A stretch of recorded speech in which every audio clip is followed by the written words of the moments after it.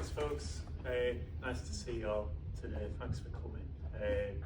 Yeah, real pleasure to be here. As Paul said, kind of grew up not far away, like Sabden and Padiham, edge of Burnley.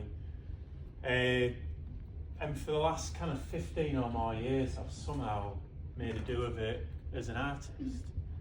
And Paul's asked me here today partly to talk to you about those kind of practicalities of, in an increasingly kind of squeezed and tricky world, kind of keeping that creative flame afloat. And I guess a lot of you are on different courses and at different stages, so I've kind of tried to keep things quite broad today.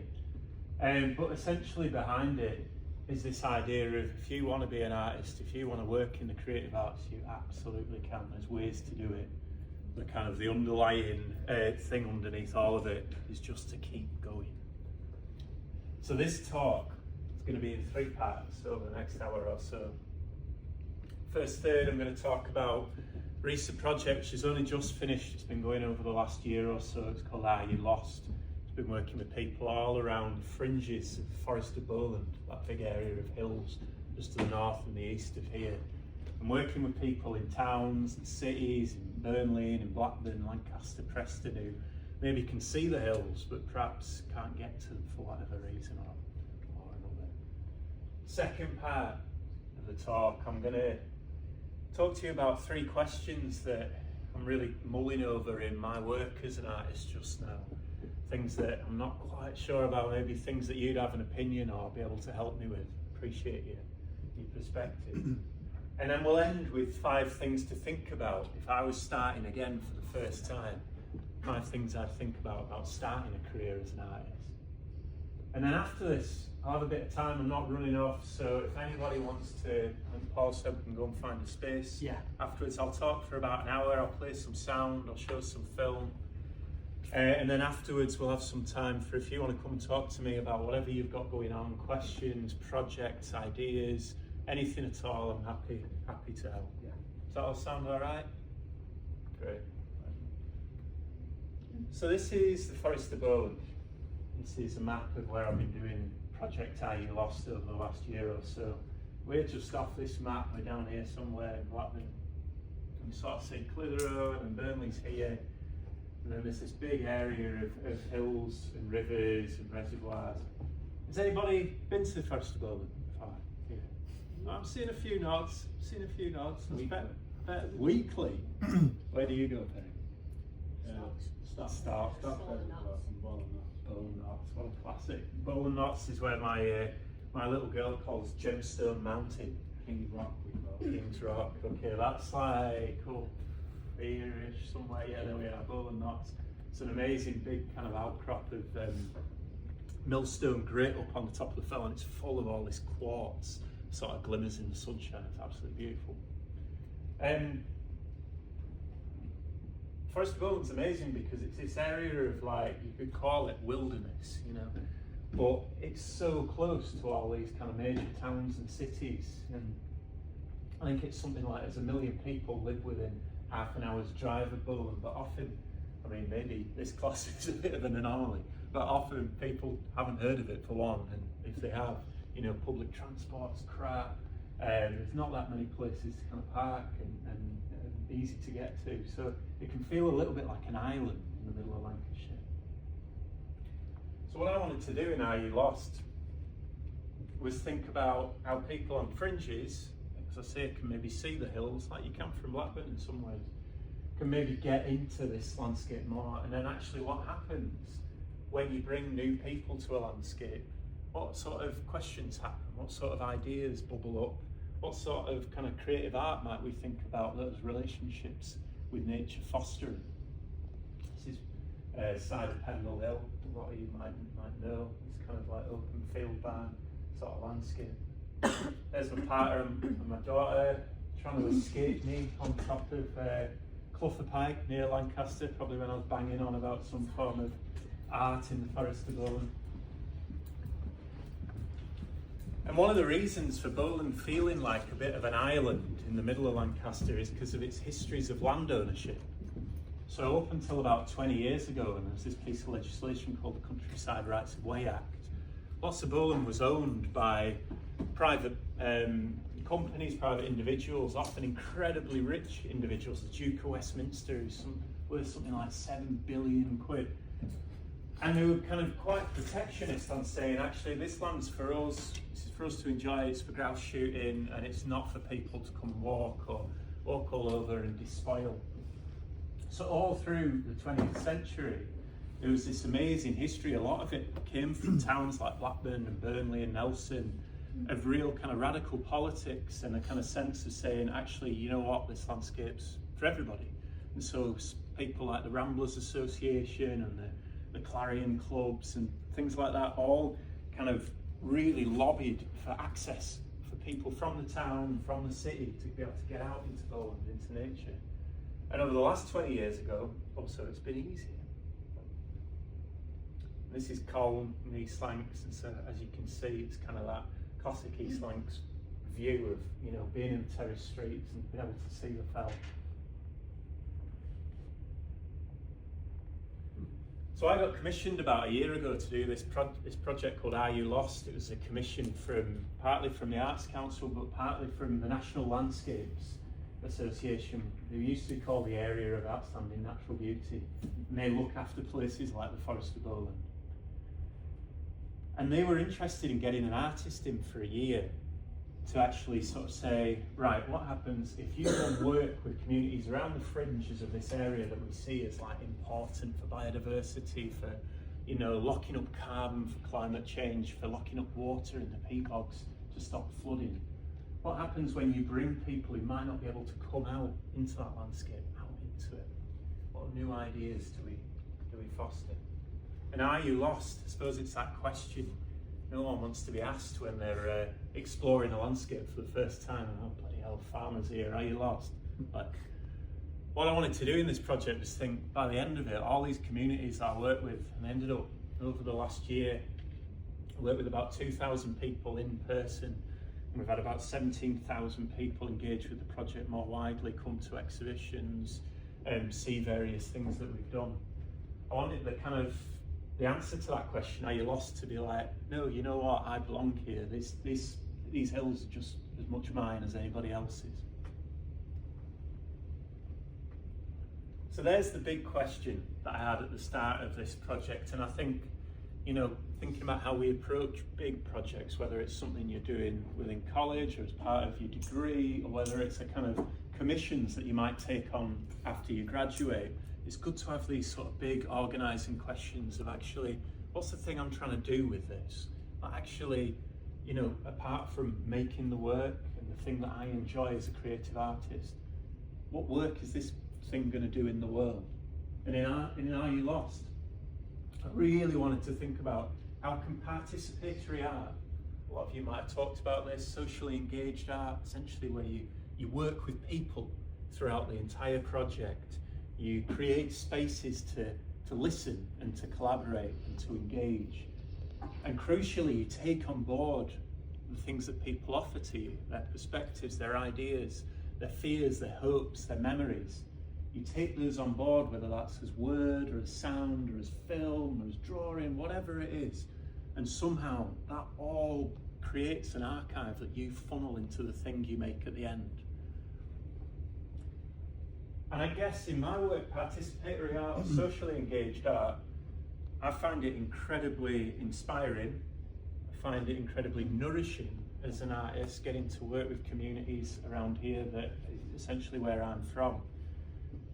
I think it also allows you to talk about big issues around here, about cost of living crisis, about lack of opportunities for young people, about, you know, the way that things like the ecological crisis and the climate emergency have been felt in our daily lives. It allows you to sort of like create spaces for listening to things that are going on right now. But also crucially and pragmatically, and I know this is an element of Paul's work as well, in sort of making your work kind of sustainable as an artist, it's also where there are pots of money these days to kind of continue work, to be able to pay the bills. You know, so socially engaged art, I would say, is one thing to take away from this talk. you can actually do really good work in the world, you can be really creatively nourished, and you can pay the bills from it. So here's some of my young'uns. This is a group from Nelson, this is from Marsden Heights High School. In Are You Lost, I sort of started this program of, like I say, trying to create this creative archive by listening to people. And I took tons of people out into Bowland and we did stuff like this. We made kind of forest school kind of sculptures and huts and buildings, and all the time we were talking about relationships with nature and how that kind of differs with, you know, maybe where your family's from or the experiences you've had or the kind of, the community around you growing up. All of this, all the time, was kind of taking notes and doing exercises where we draw or we sound record or we make films. And that led to things like these same kids from Marsden Heights having an exhibition of their work at Prism Contemporary earlier this year. Also took, this is a group from Yes Hub in Nelson, took people from the edges of Bowland out to meet people who live and work in the hills. This is a farmer, Philip Marginson, who has a sheep and dairy farm on the edge of Pendle Hill. And these young'uns did quite a long form project with me where they were making podcasts for weeks and weeks. And again, it's that sort of socially engaged art, finding strategies that document the world around you from different people's perspectives, but also create the space for creativity. So in the podcast workshops, we weren't only kind of telling stories about East Lancashire and its relationship to the Forest of Bowland, but we were also experimenting with experimental sound recording ideas, some of which I'll come on to again. And what that meant is we created a whole kind of library of podcasts of almost showing our work in like an open portfolio of how this project happened, how it came into being.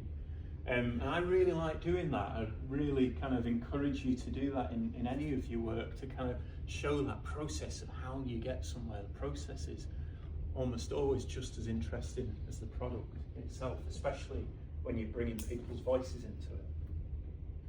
Here's some more moments this is from Lomershire Primary School in Nelson. Took them out to do choir singing in Clarion House on the side of Pendle Hill. And this was fascinating because this was a predominantly Muslim class, and they were singing nasheeds and these kind of like devotional songs, like many of which had kind of relationships to nature and mountains and the kind of peace and serenity that brought for them. And we were singing it out in Pendle, and I was teaching them kind of these kind of more like radical politics, folk and walking songs that come from here. And again, it was finding that space to sort of listen to each other, to interact, to find moments of overlap, moments of difference, and to document all that. So all the time, all this stuff was just being squirreled away by me into this archive, thinking, right, got to make an installation at the end of the summer. How do I kind of funnel all this learning into the thing? And it wasn't just learning from kind of young people, it was learning from people who live and work and know Bowland like inside out. So that's one of the earliest maps of the area. It's from like the 1400s. I love how all these hills just look like little tiny top hats. Definitely not to scale or particularly accurate, but kind of beautiful as a piece of visual art in a way.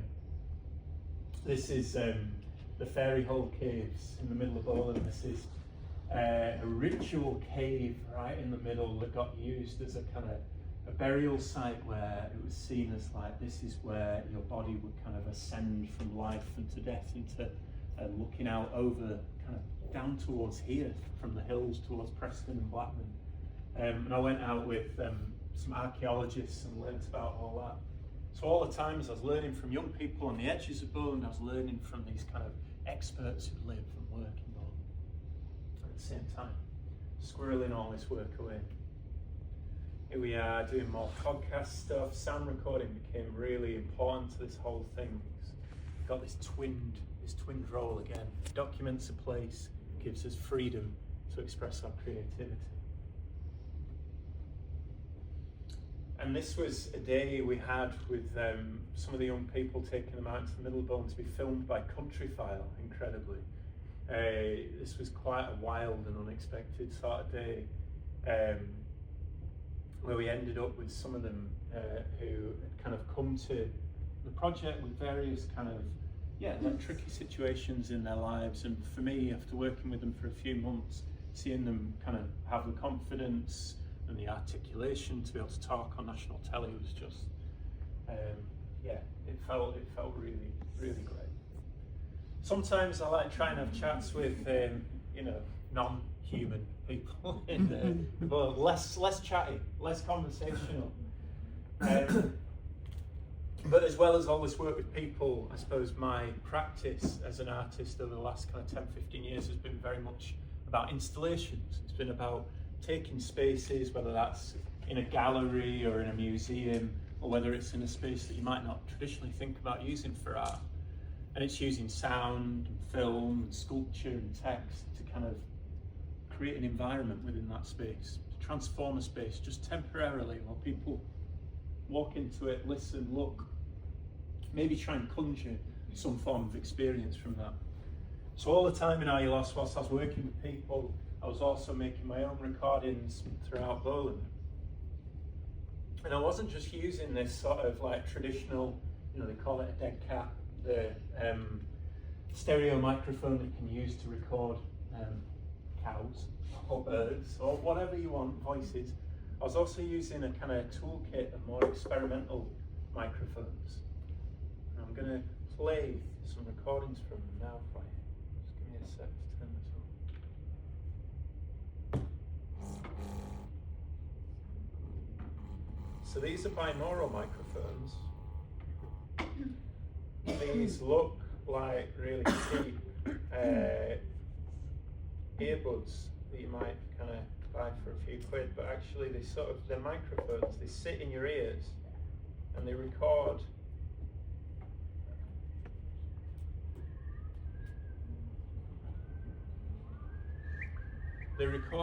an entire 360 sound world around your head. Does anybody know what this bird is? Kelly, absolutely. This is up on the top of the fell in Bowen. These sit in your ear. You have these ridiculous looking BFG-like windshields to stop the wind getting in and altering your recording. But if you're looking to get into sound recording, and like Paul's a brilliant person to talk to about it, I absolutely love binaural microphones. Really cheap as chips, really like low kind of tech. You don't have to carry loads of stuff with you, and you can kind of just walk with them in, plug them into a phone, plug them into a cheap little field recorder, and you can make really, really high quality recordings with them. When you listen back on headphones, they're really, if any of you are interested in kind of doing, film production or video game production, as well as like installation work or music, you can get really interesting effects about kind of spatial sound. You can make sound come from over here or over there. You can make it move. You can make it move around a listener's head. They give you a lot of like flexibility to make these kind of sound worlds. Not you. Well, just that was the right one. That was the right one. Who knew? This is the second type of microphone I used a lot in Are You Lost. These are called hydrophones. And these were originally, just put that very loud inset back on. These were originally developed by the American military in about the 1940s with the idea of being able to drop underwater microphones in off warships and be able to listen out for enemy boats. It sort of worked, it sort of didn't. Inadvertently, they made the first underwater recordings of whales and dolphins in the middle of the ocean. So hydrophones have got this kind of military history, but they're now used by lots and lots of experimental artists to try and record unheard, unseen sound worlds in little puddles like this. Anybody maybe take a guess at what we're listening to? And we're listening to this. Soaking into the limestone. Oh, I forgot. Soaking into the limestone. Soaking into the limestone. Yeah.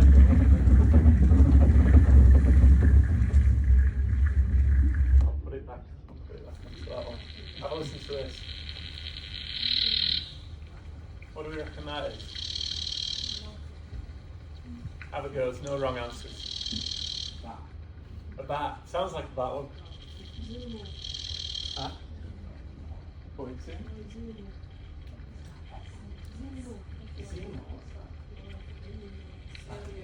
Okay, similar. Right. Oh, you've got it. It's an underwater insect. You know the way that like grasshoppers and crickets rub their back legs together when they communicate? They stridulate, and you hear that kind of like that buzzing. And you hear it all across the hills. Underwater insects do exactly the same thing. They rub their back legs together to communicate with each other. So what you're hearing is a water boatman. Essentially, the ones that go across the top. Exactly, yeah.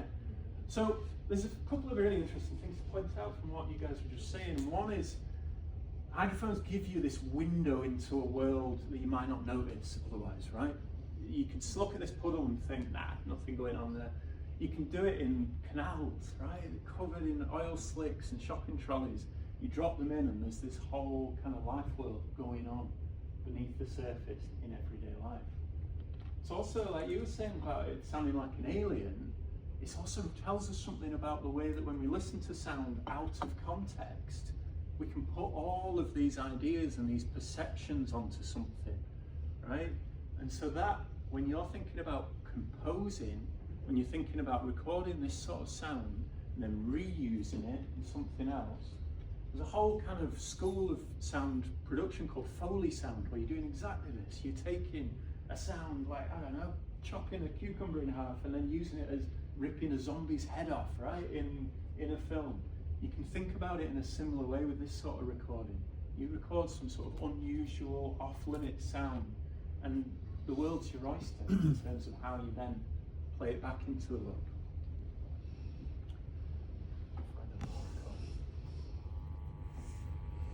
So I also use geophones a lot. And geophones, anybody know what we might be listening to here? Ice. Raindrops, similar. Yeah, very watery. We're listening to ice here. This is some recordings I made on a residency I did in the Baltic Sea on a frozen island in the middle of winter about 10 years ago. And geophones are microphones that are essentially adapted from the technologies that geologists would use to be able to sense earthquakes or volcanic eruptions. Essentially to be able to sense like incredibly. Exactly. Yeah. But what it's doing is it's converting it into sound information, into sound waves that we can then hear. So these are really, really cool microphones. Again, they're not crazy expensive in Sound World. You can get one for maybe 150 quid. This is another recording I made with geophones. Anybody know what we might be listening to here?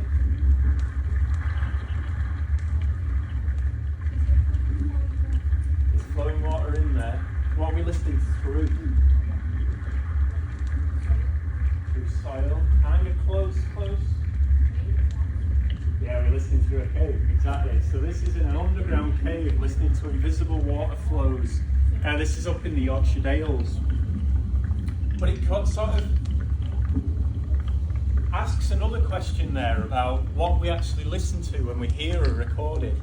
In this recording, we're not only hearing the thing that's making the sound, the water, but we're also hearing the characteristics of the environment that it's in. We're hearing sound through rock. We're hearing it echo around the cave. Sound recordings come with information about where they were made, right?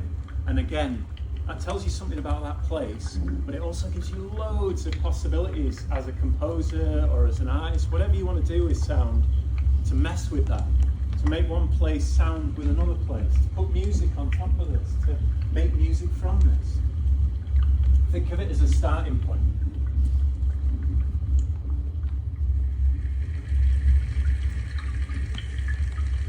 So these are contact mics. This is another form of recording I use a lot. They're essentially really cheap and cheerful. If any of you are good with soldering and with building stuff yourself, you can make a contact mic for like a few quid. And again, these are sensing vibrations in the world and turning it into sound information. This is a contact mic clipped to a rusting boat hull on Morecambe Bay. And again, it's all about, just like with recording in water, just like with recording in rock, you're recording through materials to hear the world in new ways, to get these sort of interesting senses of an unheard and unseen kind of world, a whole bunch of sounds that you might not be able to record in any other way. Paul was telling me earlier about recording, what was it, an interview with contact mics through a painting? Yeah.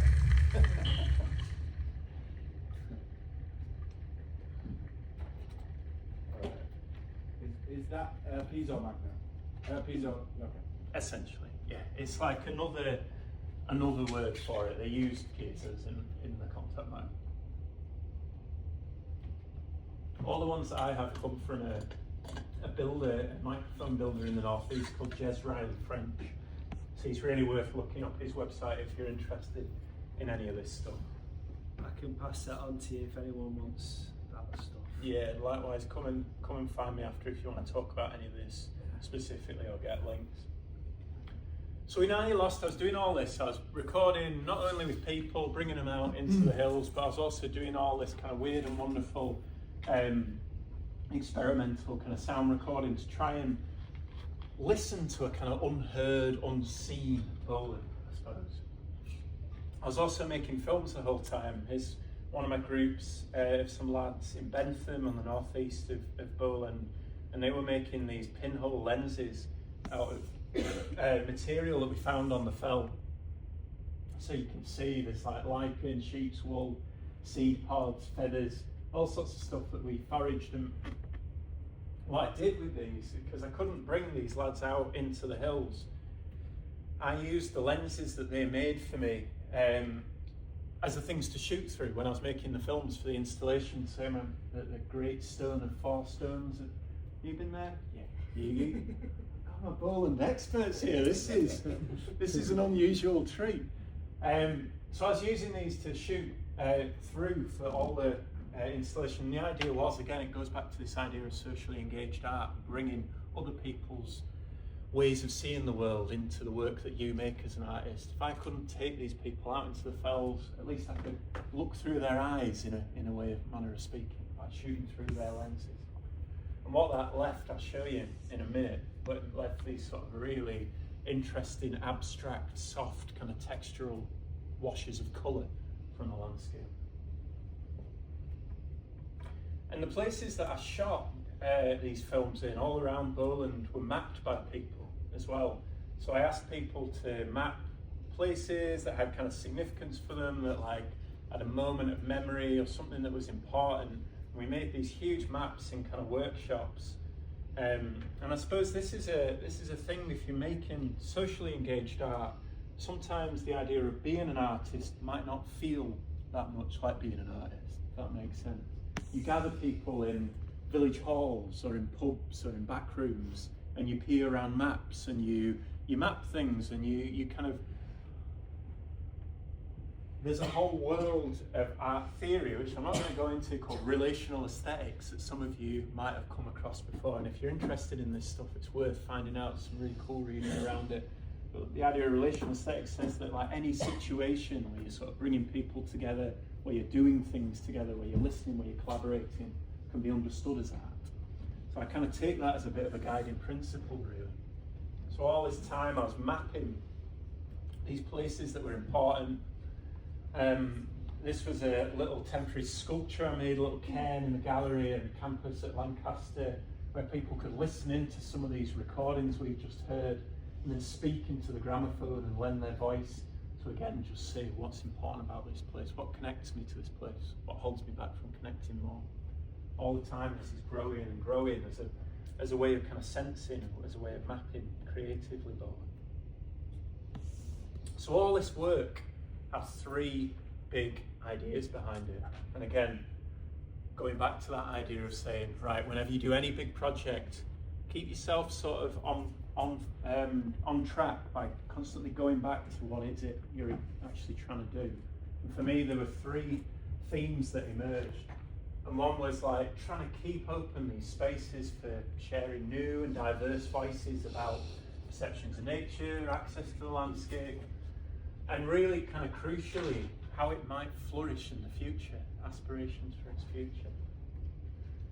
The second one that I was trying to do all the way through working with all these people was like trying to listen to people but also offer something back, right? It's not just a one-way street. It's saying, right, I can provide you with long-term training, skilling, mentoring that helps you kind of document and tell stories about place and everyday life. So we did all sorts of kind of podcast making, writing, filmmaking. It's not only me as like extractive artist. This is a model that lots of people are trying to get past, saying I go to a place or I go to a community, I get the thing I want out of this, my exhibition at the end, and then I leave. I think the way we need to think as artists, as socially engaged artists, is it's like actually it's a two-way negotiation. You're listening and you're learning, but you're also giving back and you're leaving a kind of situation, a community in a better state, even slightly than you found it. And so all this, at the end of it, I still had to make an installation. So all this work kind of went towards kind of what we might call co-creation. Anybody come across that word before? So it's basically everything I've been talking about here. It's not just me as artist, like imposing my will and my view on this kind of landscape, on this community, but actually it's important to keep hold of what is it actually I do as an artist and what do I want to make? What's the thing that makes me excited? What's the creative? But actually, how can I navigate all of this to keep this thing going, to be able to keep making a living out of it, whilst also making work that somehow matters, that somehow says something about a place, or about politics, or about people, that maybe helps people think about things in a productive or a progressive or a new or a helpful sort of way. So those are the three big questions that are kind of going around my head at the moment. I'd be interested in any of you have a perspective on them afterwards, but about partnership, about practice, and about production. And I want to finish with 5 things that if I was starting again, that I'd maybe think about. And I guess before I go into this, it was interesting talking to Paul before this lecture, because I'm the oldest of 3 kids, right? All of us grew up on the edge of Burnley, kind of single mom, not a lot of money kicking about, doesn't matter, but whatever. All 3 of us have ended up now as freelance artists one way or another. We're still making a do of it. My little brother, who wildly came here and Paul taught 20 years ago, is now a filmmaker working in Manchester. My little sister Katie is an artist, has a studio at the Howarth in Accrington. And the thing that unites all 3 of us is just an absolute stubbornness not to stop, to make a way, to find a way of doing it, of finding other jobs, of finding teaching, of finding kind of workshops and facilitating, to always make sure that we can keep making art. And if you take one thing away from this, it's that if you want to do it, you can do it. Not going to be easy, you're not going to be rich, but you can do it, right? So if I was starting again, there's 5 things I'd think about. So the first one is it's almost like, to use horrible business language, it's like your USP, your unique selling point. Like, what's special about the way you see the world, your experiences, your way of understanding the people and places around you? What the kind of experiences and the stories that you can tell from that, because each one of you has that story and that life and that memory to share with the world, and each one of you has that thing that's valuable and vital. And it's just thinking about, how do I do that within the kind of creative practices that I'm interested in? So yeah, where we live in East Lancashire is a special place, right? It's full of like all these interesting stories. I'm really, in my work, I often like to talk about it as like telling small stories about people or a place that can speak to big issues, right? The small can really speak to the universal and the global. So it's thinking about What's special about you? What's special about your way you sort of see the world? Second thing is, even when you're thinking about what's special about you, is about thinking about what's special about the people around you. I think doing these things together in community and in collaboration is so often the kind of basis of being able to sustain yourself as an artist and sustain your kind of like well-being and your health and your mental health. Like, it's absolutely vital to find like-minded people who are all working towards kind of same goals as you. And in East Lancashire, we're really lucky with our kind of like cultural ecosystem, really. It's Drift, part of Super Slowway that both Paul and I have been involved in. There's so many organisations like this, Festival of Making. They have lots of kind of opportunities for volunteering, for running workshops that are paid, for doing residencies. It's kind of finding your people, essentially, and knowing a lot of these people who are organising these like groups and communities. They're always on the lookout for like fresh voices and fresh people who can kind of tell stories about the place that we all live in. So don't be afraid to kind of get involved and show what you can do in situ in kind of Burnley and Nelson, that again I work with, Paul works with a lot. A lot of these similar ideas we've been talking about throughout kind of as organising principles. This is Jewellers in Lancaster, near where I live now, a free alternative art school where people are just getting together to kind of, in abandoned shops, in things like that, to kind of do this kind of free community-led artwork together. And if it doesn't exist already, make it happen. It's that sense of like, be that change that you want to see. And whilst you're doing all of this, know where to look for other people giving you money.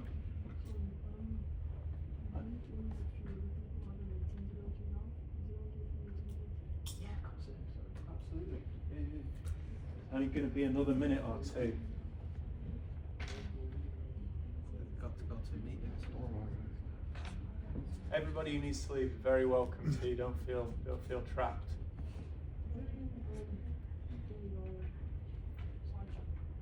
Yeah, okay, I'll keep going. So it's knowing where to look for money when you want to make this stuff happen.